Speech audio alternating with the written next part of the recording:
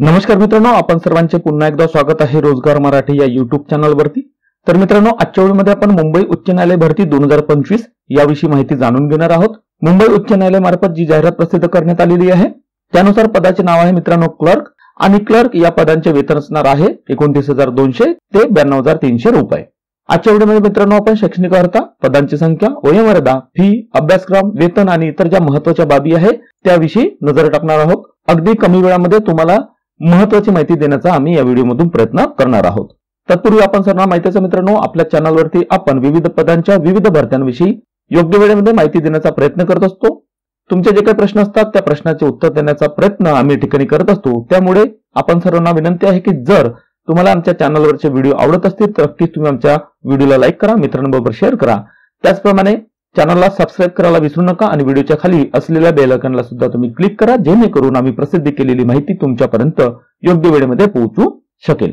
त्याचबरोबर मित्रांनो, योग्य वेळी योग्य आणि नियमित माहिती मिळवण्याकरता खाली डिस्क्रिप्शन बॉक्समध्ये दिलेल्या लिंक वरती क्लिक करून तुम्ही आमच्या व्हॉट्सअपला जॉईन होऊ शकता, फेसबुकला जॉईन होऊ शकता आणि टेलिग्रामला सुद्धा जॉईन होऊ शकता, जेणेकरून तुम्हाला विविध पदांच्या जाहिरातींची लिंक आणि विविध जाहिराती योग्य वेळेमध्ये बघायला मिळतील। चला तर मित्रांनो, आपण माहितीकडे वळूया।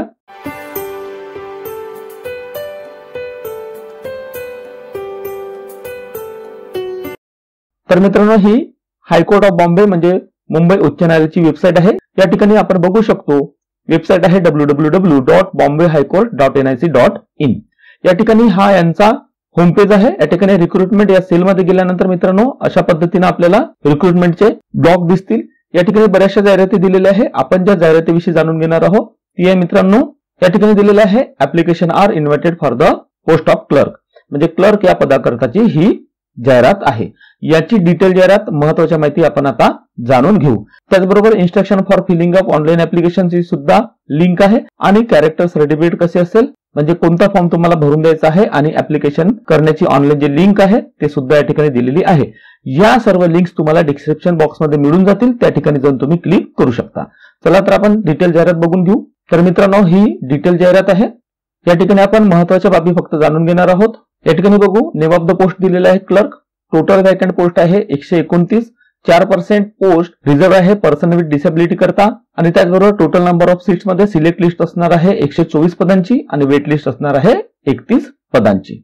पे मॅट्रिक्स या ठिकाणी बघू शकतो, एस्टेन दिलेला आहे 29,200 ते 92,300 रुपये plus allowances as per the rules, म्हणजे नियमानुसार विविध भत्ते सुद्धा उमेदवारांना दिले जाणार आहे।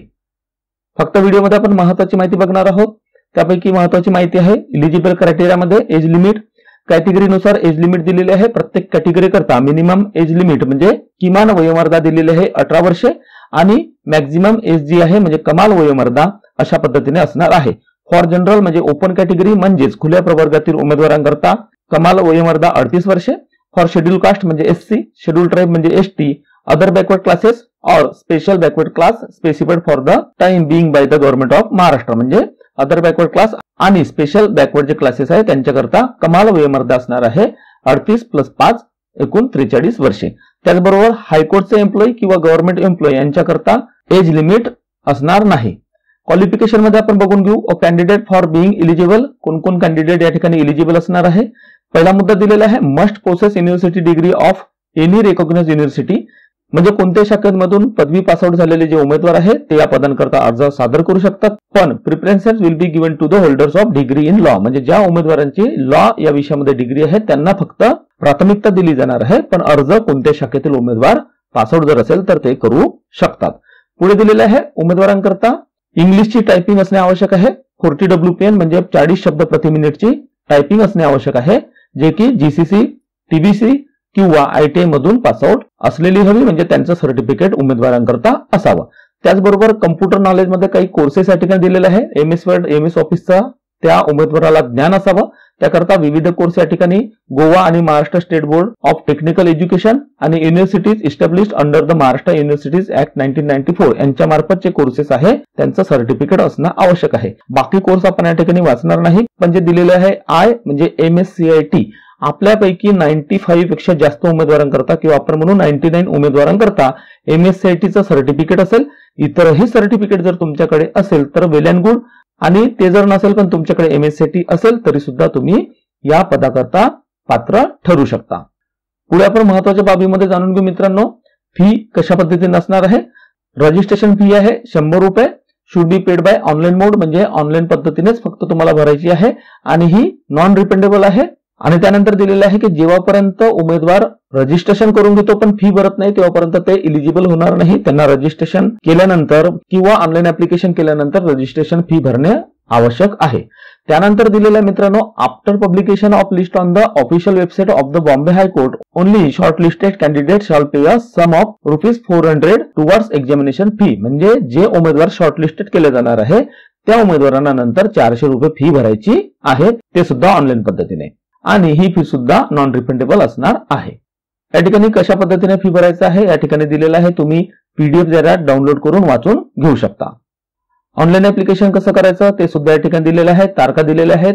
त्याचबरोबर जे डॉक्युमेंट्स आहेत त्या डॉक्युमेंटची साईज कशी असणार, JPG किंवा JPEG मध्ये किती KBची आहे किंवा किती सेंटीमीटर मध्ये, किती बाय किती सेंटीमीटर मध्ये तुमच्या फोटोज किंवा साईन असाव्यात हे सुद्धा या ठिकाणी दिलेलं आहे.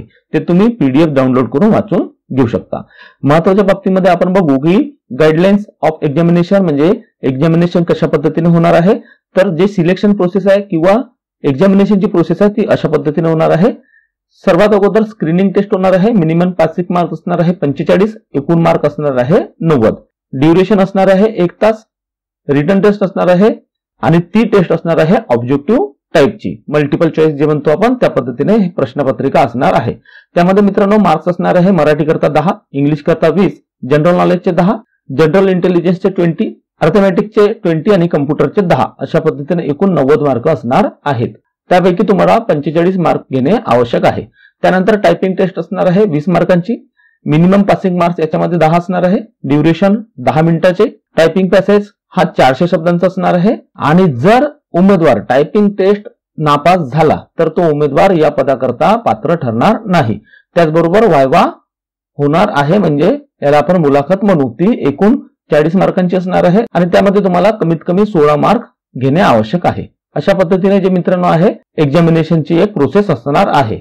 त्यानंतर बघू syllabus for screening test is as under, म्हणजे जे स्क्रीनिंग टेस्ट होणार आहे त्यामध्ये कशा पद्धतीने सिलेबस असणार आहे. Marathi, English, general knowledge, general intelligence, arithmetic आणि कम्प्युटर यामध्ये या बाबी दिलेल्या आहे. जसं की मराठीमध्ये grammar, construction of sentence and usage of word वगैरे, इंग्लिशमध्ये spelling, grammar, construction of sentence and usage of words. अशा पद्धतीने जनरल नॉलेज मध्ये सुद्धा डेली इव्हेंट्स वरती किंवा work of event person in various field, म्हणजे विविध व्यक्तींच्या जीवनावरती आधारित वगैरे प्रश्न या ठिकाणी असणार आहे.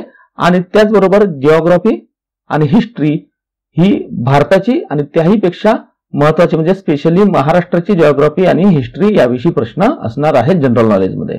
तर मित्रांनो हे सुद्धा आपण बघून घेऊ शकतो. जनरल नॉलेज मध्ये question to test, quantitative aptitude ETC ज्याला आपण बुद्धिमापन चाचणी सुद्धा म्हणू शकतो, आणि कम्प्युटर रिलेटेड जनरल क्वेश्चन्स असणार आहे. आणि अर्थमॅटिक मध्ये addition, subtraction, multiplication, division, average percentage and decimal fractions वगैरे असणार आहेत. जर तुम्ही परीक्षा देणार असाल तर नक्कीच तुम्ही PDF डाउनलोड करून या गोष्टी जाणून घेऊ शकता. आणि महत्वाचा मुद्दा दिलेला आहे, जी टायपिंग टेस्ट आहे ती फक्त कम्प्युटरवरती घेतली जाणार आहे आणि त्यानंतर होणार आहे मित्रांनो वायवा. अशा पद्धतीने परीक्षा होणार आहे. महत्वाची बाब राहिली आपली तारखांविषयी मित्रांनो. जे महत्वाचे दिनांक ते सुद्धा जाणून घेऊ. या ठिकाणी दिलेले आहे eligible candidates as per the details advertisement can apply from 22 जानेवारी 2025 टू 5 फेब्रुवारी 2025, म्हणजे 22 जानेवारी 2025 पासून ते 5 फेब्रुवारी 2025 पर्यंत उमेदवार अर्ज सादर करू शकतात. आणि ही जी लिंक आहे मित्रांनो 22 जानेवारी 2025 ला ओपन झालेली आहे आणि त्याचबरोबर ती 5 फेब्रुवारी 2025 ला क्लोज होणार आहे. तर मित्रांनो जर तुमचं कोणत्याही शाखेमध्ये पदवी झालेली असेल, तुमच्याकडे टायपिंगचं सर्टिफिकेट असेल विशेषतः 40 शब्द प्रति मिनिटचे आणि तुमच्याकडे MSCTचं सर्टिफिकेट असेल तर नक्कीच तुम्ही या पदांकरता अर्ज सादर करू शकता. कारण की जी फीज आहे मित्रांनो ती फक्त 100 रुपये आहे. कारण इतर विशेषतः महाराष्ट्र डिपार्टमेंटचे जे विविध विभाग आहे जसं की वित्त विभाग झाला त्यामध्ये सुद्धा फी 900 रुपये 1000 रुपये अशा पद्धतीने आहे. पण या बॉम्बे हायकोर्टची फी फक्त 100 रुपये आणि जर तुम्ही शॉर्टलिस्टेड झाले तर तुमची फी असणार आहे मित्रांनो 400 रुपये. तर नक्कीच तुमचा जर अभ्यास असेल, तुमच्याकडे सर्टिफिकेट असतील तर तुम्ही या पदांकरता अर्ज सादर करू शकता. तर मित्रांनो आजच्या व्हिडिओमध्ये तुर्तास एवढंच. लवकरच भेटूया नवीन व्हिडिओमध्ये नवीन माहिती सोबत. धन्यवाद.